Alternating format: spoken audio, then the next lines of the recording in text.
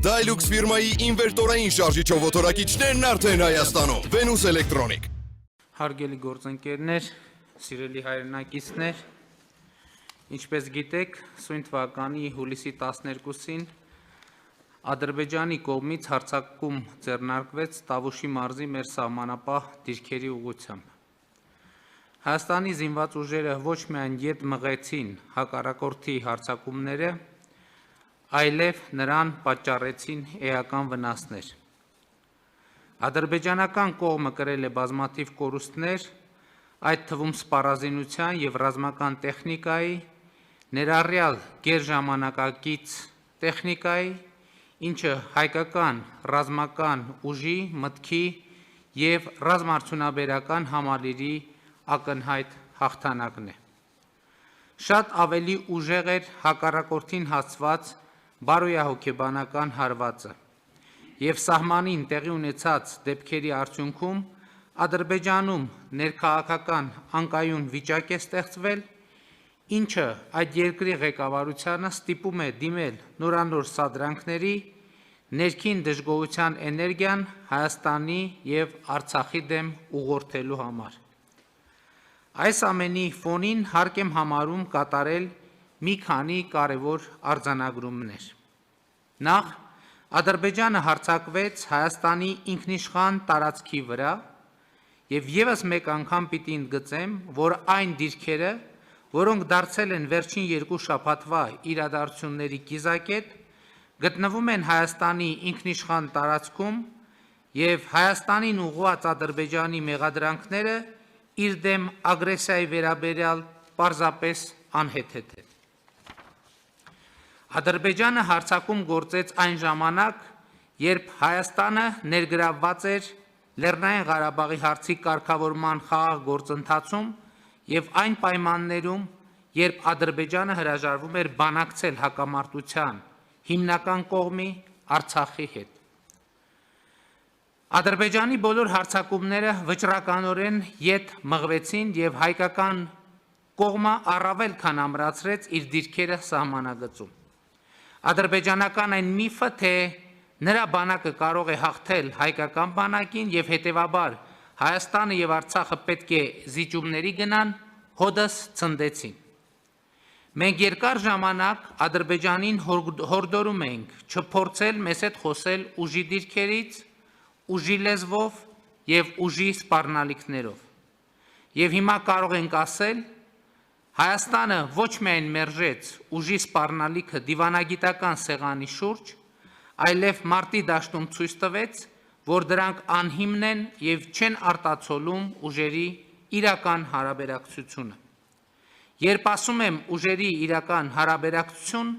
նկատի չունեմ միայն սպառազինությունների և զինված ուժերի քանակը,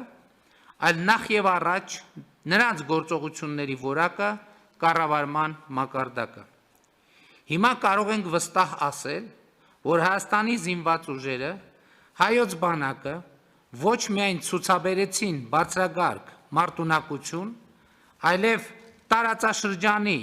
ամենամարտունակ և ամենաինտելեկտուալ բանակի համարումը վերահաստատեցին։ Եվ սա պարզապես հայտարարություն չէ, այլ հուլիսի 12-ից հետո տեղի ունեցածի մանրավասն վերլուծությունից բխող հետևություն։ Մեր բանակը ինչպես եղել, այնպես էլ շարունակում է մնալ համազգային հպարտության աղբյուր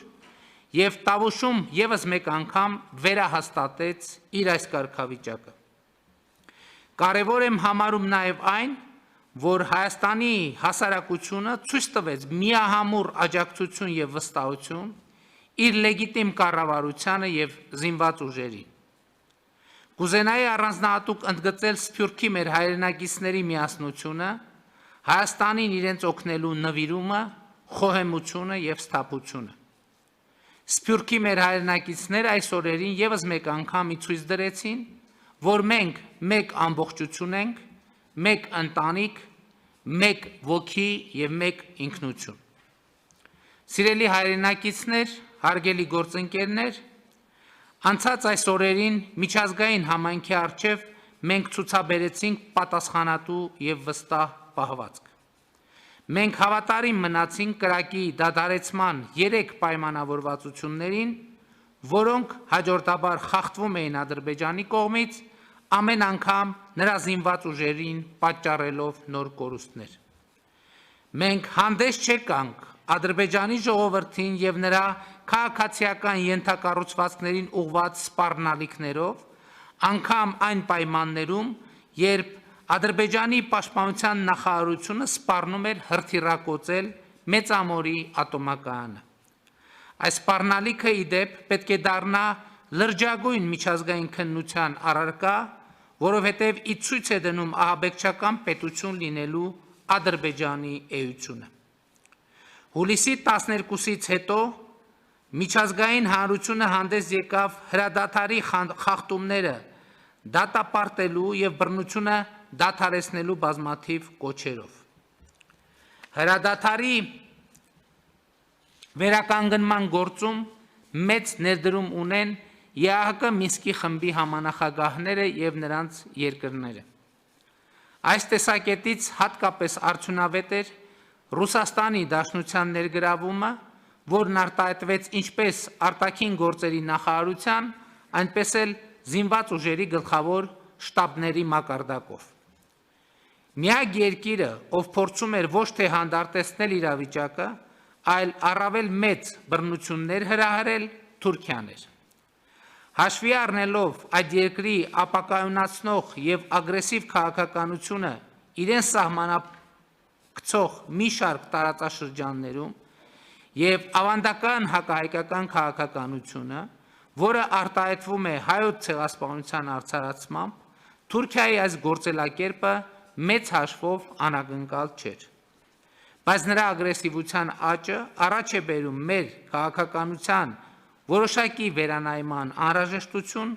այդ թվում Թուրքիայի ագրեսիվությունը զսպելու միջազգային ֆորմատներում մեր մասնակցության ծավալների իմաստով։ Սիրելի հայրենակիցներ, հարգելի գործընկերներ, որևէ կասկած չկա, որ այս փորձությունից մենք դուրս ենք գալիս հաղթանակած եւ վստահ մեր ուժերի, մեր ժողովրդի եւ հասարակության տոկունության վրա։ Բայց մեզ անհրաժեշտ է կատարել նաեւ որոշակի հետևություններ։ Մենք չենք կարող անտեսել այն, ինչ տեղի է ունեցել։ Չենք կարող անտեսել այն փաստը, որ 2016 թվականի ապրիլից հետո երկրորդ անգամ Ադրբեջանն ուժ կիրառեց այն դեպքում, երբ արկա էր խաղաղ գործընթաց, երբ արկա էր ԵԱՀԿ Մինսկի խմբի համանախագահների կոչը ձեռնպահ մնալ սադրիչ գործողություններից եւ հռետորաբանությունից։ Ադրբեջանն ուժ կիրառեց այն պահին, երբ ողջ աշխարհն իր ուժերն ու ռեսուրսները կենտրոնացրել էր մարդկությանը պատուհասած համաշխարհային համավարակի դեմ պայքարի վրա։ Բայց եւ այնպես մենք մեր դիրքորոշումը հուլիսյան հաղթական մարտերից հետո ամրապնդել ենք եւ դրանք արտահայտվում են հետեւյալում։ Առաջին,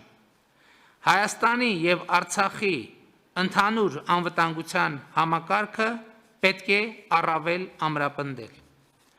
Այս տեսակետից խիստ կարևորում եմ Արցախի հանրապետության հետ մեր սերտ համագործակցությունը եւ այդ համագործակցությանը արկա սպառնալիքներին համապատասխան նոր բովանդակություն հաղորդելը։ Երկրորդ, Արցախի հանրապետությունը պետք է դառնա բանակցությունների լիարժեք կողմ։ Երրորդ, Ադրբեջանը պետք է հրապարակայնորեն հրաժարվի ուժի կիրառումից եւ վստահելի քայլեր կատարի հակահայկական հռետորաբանությունը դադարեցնելու ուղղությամբ։ Չորրորդ, բանակցությունները պետք է լինեն իմաստալից։ Ադրբեջանի այն մոտեցումը, որ բանակցությունները պատերազմի շարունակությունն են եւ դրանց նպատակը բանակցային սեղանի շուրջ ռազմական խնդիրներ լուծելն է, իմաստազրկում են բանակցային ողջ գործընթացը։ Բանակցություններն իմաստ ունեն, եթե Ադրբեջանը պատրաստ է ետ կանգնել իր մաքսիմալիստական մոտեցումից եւ պատրաստ է փոխզիջման։ Առանց որևէ սահմանափակման Արցախի ժողովրդի ինքնորոշման իրավունքի ճանաչումը, Հայաստանի եւ Արցախի բնակչության անվտանգությունը չեն կարող զիջվել որևէ պարագայում։ 5. Վերջին օրերին Ադրբեջանը թիրախավորեց Տավուշի մարզի մի շարք գյուղերի սահմանամերձ բնակավայրերի քաղաքացիական բնակչությանը եւ ենթակառուցվածքներին։ Ադրբեջանին զենք մատակարարող երկրները պետք է հստակ գիտակցեն, որ այդ զենքի օգտագործումը խաղաղ բնակչության դեմ հանցագործություն է, քանի որ այնպիսի տպավորություն է ստեղծվում, որ Հայաստանի զինված ուժերի եւ խաղաղ բնակչության դեմ կռվում է ոչ թե Ադրբեջանը, այլ օտարերկրյա ճշգրիտ մահաբեր զինատեսակներ արտադրող միջազգային կորպորացիաներ իրենց մասնագետներով հանդերձ։ Արդեն երրորդ տասնամյակը ձգվող հակամարտությունը լուրջ վնաս է հասցնում Հայաստանի սահմանավերձ բնակավայրերին եւ Արցախում ապրող մարդկանց եւ խախտում է նրանց քաղաքական, տնտեսական, բնապահպանական, տեղաշարժի եւ այլ իրավունքներ։ Այն մոտեցումը, որ այդ իրավունքները կարող են իրացվել միայն հակամարտության կարգավորումից հետո, ընդունելի չէ։ Հակամարտության գոտում ապրող մարդկանց խնդիրները պետք է դառնան բանակցային օրակարգի առաջնային մաս։ 6. Հրադադարի պահպանման մոնիտորինգը, որը գոյություն ուներ մինչև համավարակը, փաստացի խիստ սահմանափակ է։ Անհրաժեշտ է ներդնել արդյունավետ միջազգային մոնիտորինգ, որը լինի մշտական եւ ունենա ստուգողական մեխանիզմներ, որոնք կարձանագրեն, թե երբ եւ որ կողմն է խախտել հրադադարը։ Նմանօրինակ մոնիտորինգային գործունեություն կարող է իրականացնել ԵԱՀԿ գործող նախագահի անձնական ներկայացուցչի գրասենյակը, որն ունի տարածաշրջանում տարիների փորձառություն եւ կարող է ապահովել ԵԱՀԿ դիտորդների մշտական ներկայությունը տարածաշրջանում, թե պետական սահմանին եւ թե շփման գծում։ Զինվորականների միջև տեղում ուղիղ կապի ապահովումը արդյունավետ գործիք է միջադեպերը կանխելու եւ պարզաբանելու ուղղությամբ։ 7. Հակամարտության խաղաղ կարգավորման նպատակով Հայաստանը շարունակելու աշխատել ԵԱՀԿ Մինսկի խմբի համանախագահների հետ։ Մենք վճռականորեն մերժել եւ մերժելու ենք հակամարտության շահարկմամբ տարածաշրջանը ապակայունացնելու Թուրքիայի փորձերը։ Սիրելի հայրենակիցներ, հարգելի գործընկերներ, հուլիսյան հաղթական մարտերը ցույց տվեցին, որ 2018 թվականի ոչ բռնի, թավշյա, ժողովրդական հեղափոխության, դրան հետևած ժողովրդավարացման, կոռուպցիայի դեմ պայքարի, բարեփոխումների, բանակի զարգացման նոր հայեցակարգի արդյունքում մեր երկիրն ու հասարակությունը դիմակայունության ու համախմբվածության նոր մակարդակի են հասել։ Մեզ կարելի է ոգևորվել այս փաստից, բայց եւ այդ ոգևորությունը պետք է փոխակերպվի ամենօրյա ստեղծարար աշխատանքի, մեր երկրի տնտեսական, քաղաքական, ռազմական ու դիվանագիտական պոտենցիալը զարգացնելու ուղղությամբ։ Եվ մենք կհաղթենք, որովհետև մեր հաղթանակը արդարության հաղթանակն է, ճշմարտության հաղթանակն է, մարդկության հաղթանակն է։